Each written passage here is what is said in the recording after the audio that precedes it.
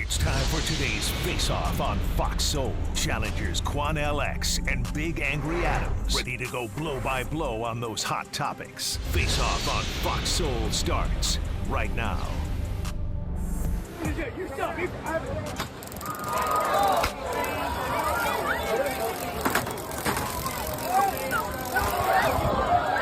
That's assault! That's assault!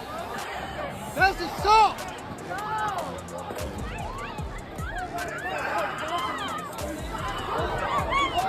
That's assault! That is assault! You can't do that! You can't do that! You can't do that! That's assault! That's assault! In this round, here's Charles Big Angry Adams. All right, Quanell, that is what is often referred to as the world's largest cocktail party, Florida-Georgia football game, right? SEC, big rivalry. You had an officer, or two officers, interacting with a loud, boisterous man who clearly was aggressive, pushing away. They taser him first, right, and he's knocking the progs out. Now, it does not appear that he's being physically aggressive to the officers. He's just not being compliant. What is hard to see, but what happens there, is one of the officers uses the handcuffs in a fashion like brass knuckles, puts his hand through and is throwing haymakers with the handcuffs over his knuckles, which seems like a use of deadly force in far too much. That's not the only case of what it looks like, at least facially, what would be characterized as police abuse if the man was not a middle-aged Caucasian man, if it was a person of color or someone younger.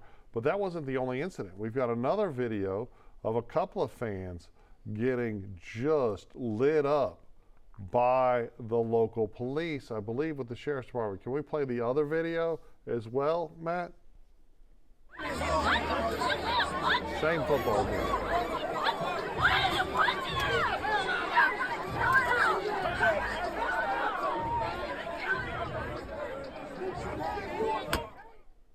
Now in that video, what's interesting, which you probably can't see all of it, was the African-American officer could articulate that, well, the guy wrapped his arm around my Sam Brown, my duty belt, it was near my gun, so I started punching him.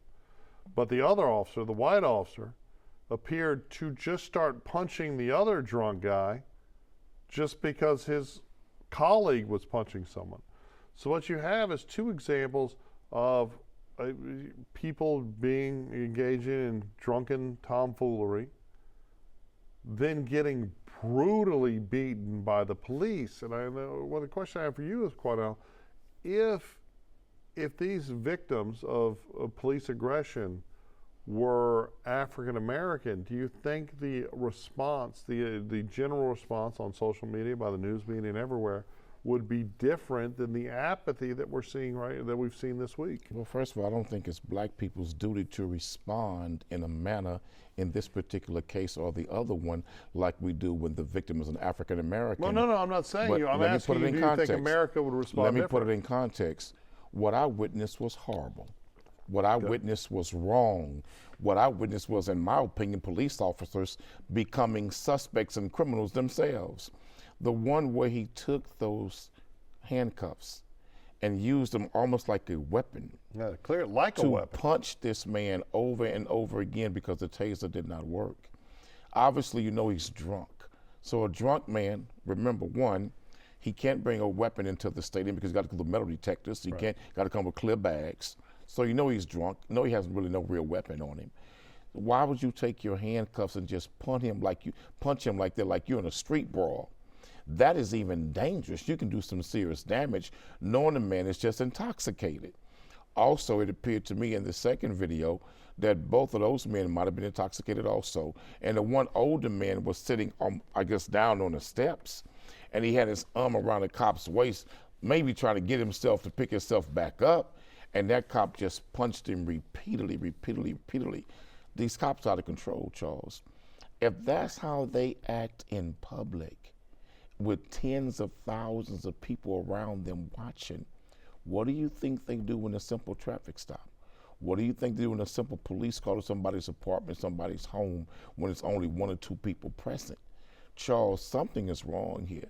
Neither one of those videos that I see the conduct of the individuals involved with the police that it warranted or justified such a physical, overzealous police response. So later we're going to talk about the conviction of a Louisville officer for violating the rights of Breonna Taylor that just happened last week. This is Officer Brett Hankinson, who had been tried in a hung jury and now has been convicted. Do you think that there were 2 African-American officers involved in this situation? Do you think that they should be federally prosecuted for violating the white men's civil rights, which is not something we've seen happen in America? Yes, they went too far, brother. But and so obviously what these black cops have become a part of is a culture, that the culture is so infected and so corrupted to where it no longer even matters the race of the cop. It's just those who wear the same uniform within a department where the culture is so toxic, the cops themselves believe that they are above the law. Well, it also appears it doesn't matter the race of the suspect or the person they're dealing with. It's a toxic culture that has produced a mindset that these cops themselves are above the very law that they're paid to enforce. Well, I don't think you can talk holistically, right? I don't think you can talk about even the majority of law I don't mean all cops. I'm talking about, but these cops that we're seeing on these videos, these cops that we're witnessing, absolutely, Charles. So in Jacksonville, I think is a Democrat leaning.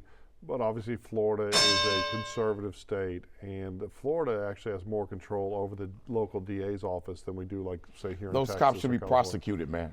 Based on what I saw, they should prosecute. I would not hold my breath for a prosecution, but maybe we need to get back to talking about de-escalation and calming down. That's but let me tell you something, the Charles. difference between looking at actual when people see videos like this, drunken tomfoolery, and these cops are not prosecuted, it creates a climate of the idea of retaliation.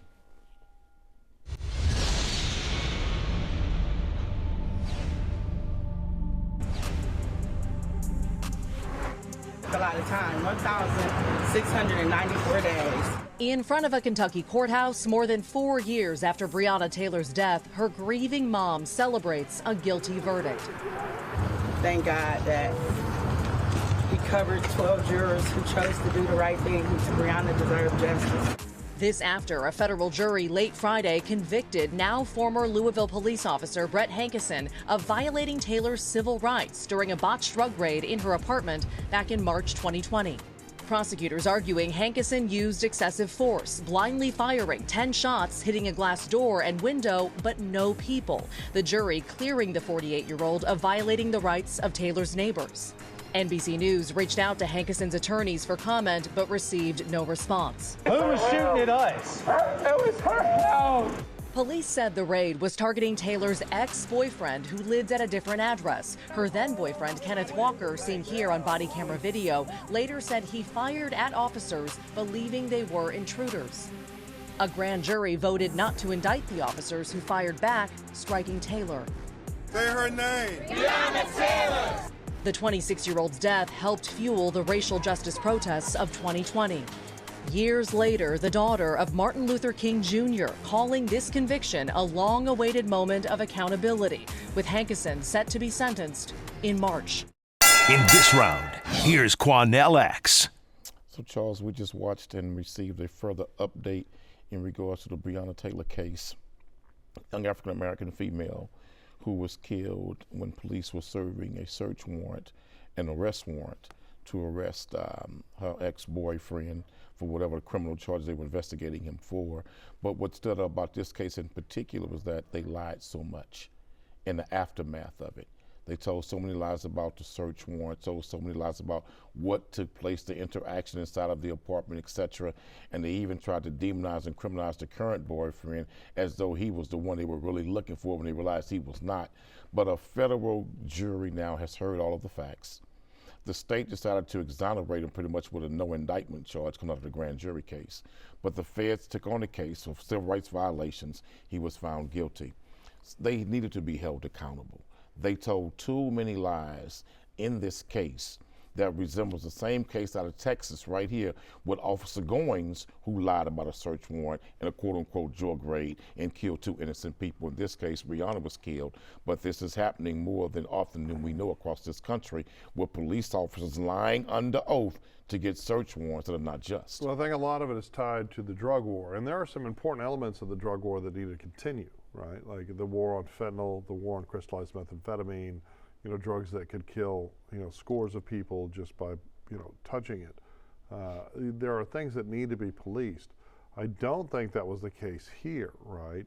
I think these were her ex-boyfriend was a low-level drug dealer who they thought was mailing some drugs, marijuana, possibly cocaine through the USPS, but he didn't live there for a long time. Now, there are some aspects to this that you're leaving out. Well, firstly, Hankinson was prosecuted once, and it was a hung jury.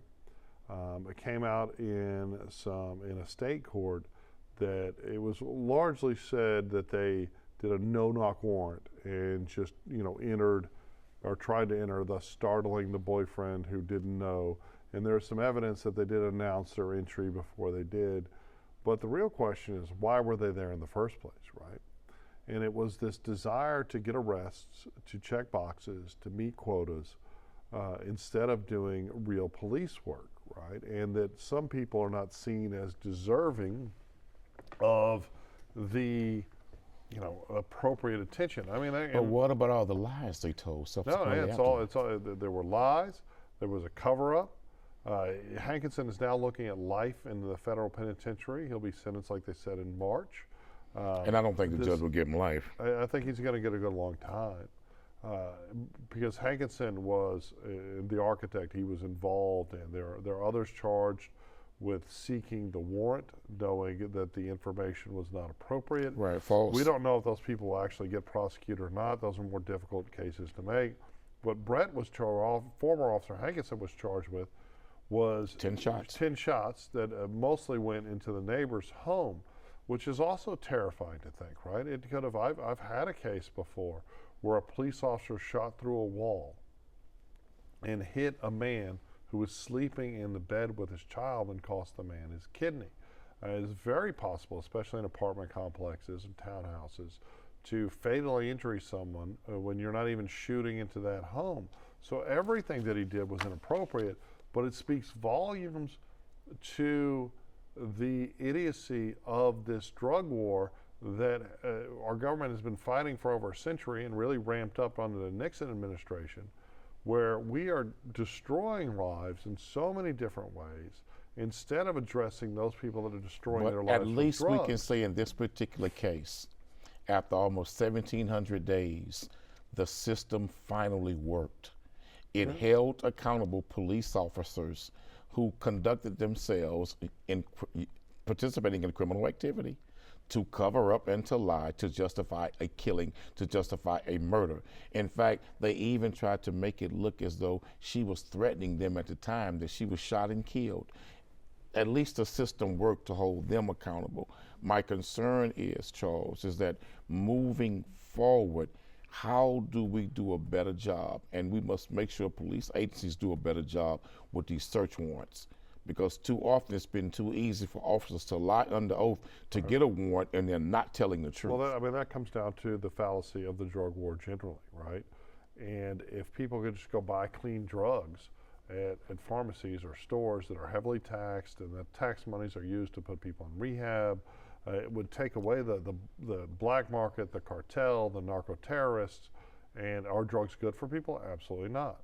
Neither is caffeine or alcohol or cigarettes. But a lot of the drugs that you're talking about legalizing, Charles, are extremely addictive. I understand. Like nicotine, and that's why cigarettes, you use the money. like alcohol also. I get it, but that's why so you to use now the money, use money for to rehab. civilly commit people. No, you Charles. take all the wind out of the sails Charles, of. why so you even don't make like it, the war on drugs, well, but, no. but you like the war on Charles, drugs? No, but why we is need it paradigmatic changes? But why do we think the solution is taking a lot of these addictive bad drugs and legalizing them so that the government can make a tax dollar from it, but it does not, but it does the same exact damage to the human being that's consuming the drug. George W. Bush was at Yale doing cocaine, He never had any concern about getting arrested or feeling a consequence.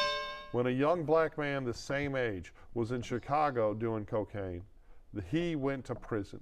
And that has been going on for decades. One went on to be the president. But that's a bias in the criminal justice system based on race. And so I don't want to talk. That has nothing to do with the safety of allowing the drug to go to the open market for public consumption. I'd rather people buy clean cocaine than cocaine Ain't no filled such with thing fentanyl, as damn clean cocaine. right? Stop. And we need to end the drug war. Clean except cocaine. for things like fentanyl, and we need to provide civil solutions so this Breonna Taylor murder never happens again.